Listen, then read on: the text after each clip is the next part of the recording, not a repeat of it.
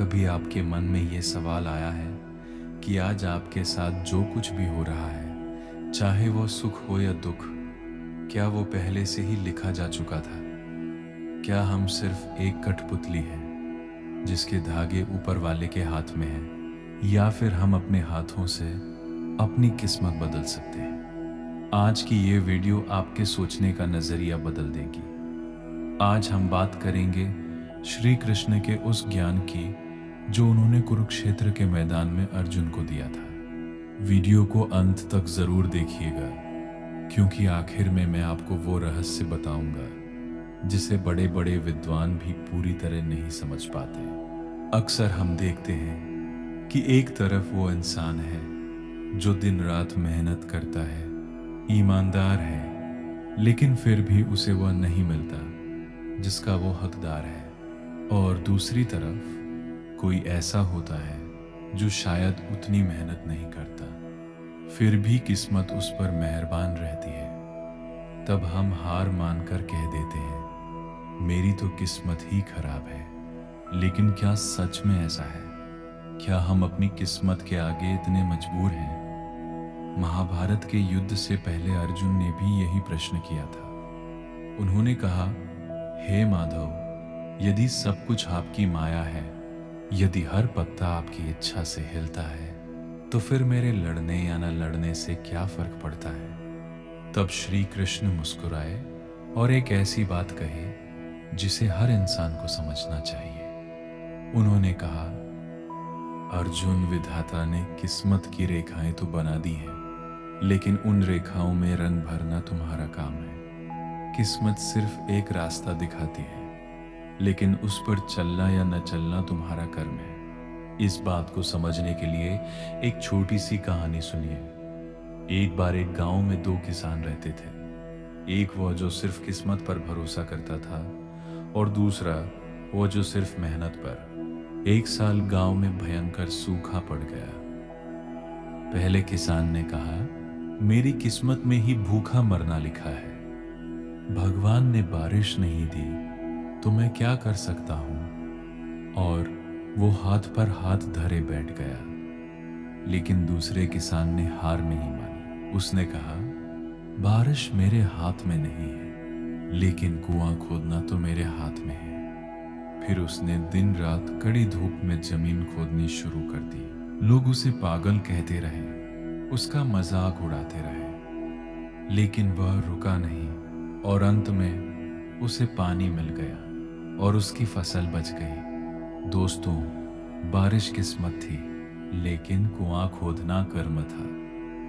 अगर वह किसान भी किस्मत के भरोसे बैठा रहता तो आज वह जिंदा नहीं होता। यही फर्क है एक सफल और एक असफल इंसान में। अब श्री कृष्ण के ज्ञान को समझिए। श्री कृष्ण कहते हैं कि कर्म कोई एक सीधी चीज नहीं है। इसके 3 प्रकार होते हैं। संचित कर्म, यह आपके पिछले जन्मों के कर्मों का संग्रह होता है। प्रारब्ध कर्म, यह वही हिस्सा है जो इस जन्म में भाग्य बनकर सामने आता है। इसे आप बदल नहीं सकते। क्रियमान कर्म, यह वह कर्म है जो आप अभी इस समय कर रहे हैं। अब ध्यान से सुनिए, आपका आज का क्रियमान कर्म ही आपका आने वाला प्रारब्ध किस्मत बनाता है। यानी आप आज जो कर रहे हैं वही तय करेगा कि कल आपकी किस्मत कैसी होगी। रुकिए, आगे बढ़ने से पहले मैं आपसे एक सवाल पूछना चाहता हूं। क्या आपने कभी महसूस किया है कि आपने बहुत मेहनत की, लेकिन परिणाम कुछ और ही निकला? अगर हाँ, तो कमेंट में यस जरूर लिखें और अपनी कहानी थोड़ी सी बताएं। मैं हर एक कमेंट पढ़ूंगा। अब आपके मन में एक सवाल जरूर उठ रहा होगा, अगर मैं अच्छे कर्म कर रहा हूं तो मेरे साथ बुरा क्यों हो रहा है? दोस्तों, श्री कृष्ण ने इसका बहुत गहरा जवाब दिया है।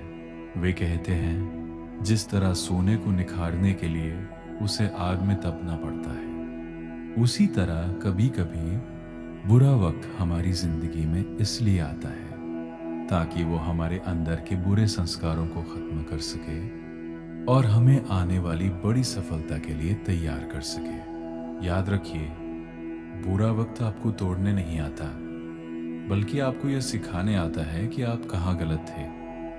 ये एक परीक्षा टेस्ट की तरह होता है, और जो इस परीक्षा में धैर्य रखता है उसका आने वाला कल सोने की तरह चमकता है। तो क्या हम वाकई अपना भाग्य बदल सकते हैं? इसका जवाब है हाँ, बिल्कुल। भगवत गीता में कहा गया है कि इंसान अपने कर्मों से अपने दुखों को सुख में बदल सकता है। लेकिन कैसे? 1. निष्काम कर्म, बिना फल की चिंता किए अपना कार्य करें। जब आप परिणाम की चिंता छोड़ देते हैं तो आपका डर खत्म हो जाता है, और बिना डर के किया गया काम अक्सर सफलता तक पहुंचता है। 2. संगत संगति, आप किन लोगों के साथ रहते हैं वही आपके विचारों को आकार देते हैं। विचारों से कर्म बनते हैं और कर्मों से भाग्य। 3. ईश्वर पर विश्वास, जब पूरी मेहनत के बाद भी फल न मिले तो यह समझ लीजिए कि ऊपर वाले ने आपके लिए कुछ बड़ा सोच रखा है जो आपकी कल्पना से भी परे है। अब मैं आपको एक छोटा सा काम देता हूं। अगले 24 घंटों तक किसी की बुराई मत कीजिए और सिर्फ अपने काम पर ध्यान दीजिए। आप महसूस करेंगे कि आपके अंदर एक अलग ही शांति और शक्ति आ गई है।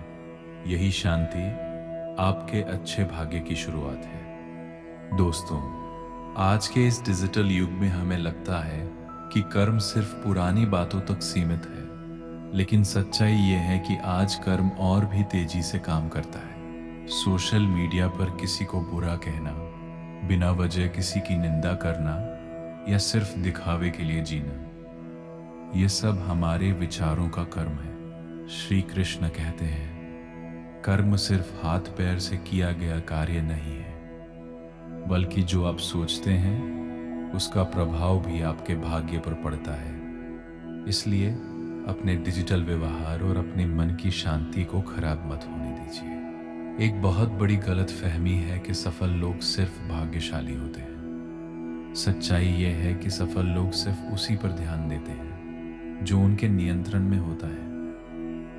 अगर आप सिर्फ इस बात से परेशान हैं कि मुझे व्यूज क्यों नहीं मिल रहे, लोग क्या कहेंगे, तो आप धीरे धीरे किस्मत के गुलाम बन रहे हैं। लेकिन अगर आप ये सोचते हैं मैं अपने अगले काम को पिछले से बेहतर कैसे बनाऊं, तो आप बन रहे हैं अपने भाग्य के मालिक। तो दोस्तों, निष्कर्ष कंक्लूजन ये है, किस्मत सिर्फ वह कलम है जो ईश्वर ने आपको दी है, लेकिन उस कलम से अपनी कहानी लिखना आपका कर्म है। कभी यह मत कहिए मेरी किस्मत खराब है, बल्कि ये कहिए अभी मेरी मेहनत में थोड़ी कमी है जिसे मैं आज ही सुधारूंगा। याद रखिए, जो अपने कर्मों से हार नहीं मानता, स्वयं भगवान भी उसकी किस्मत लिखने में उसकी मदद करते हैं। अगर आज की इस चर्चा ने आपके दिल को थोड़ा भी सुकून दिया हो तो इसे अपने दोस्तों के साथ जरूर साझा करें। क्या पता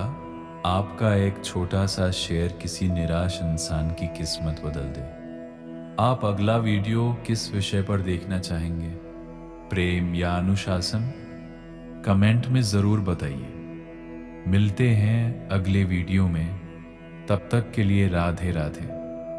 जाते जाते बस इतना याद रखिए दोस्तों, हमारा जीवन कोई खाली पन्ना नहीं है, बल्कि एक ऐसी किताब है जिसे हम हर रोज अपने कर्मों से लिख रहे हैं। कल क्या होगा ये हमारे हाथ में नहीं है, लेकिन आज हम कैसा इंसान बनते हैं ये पूरी तरह हमारा फैसला है।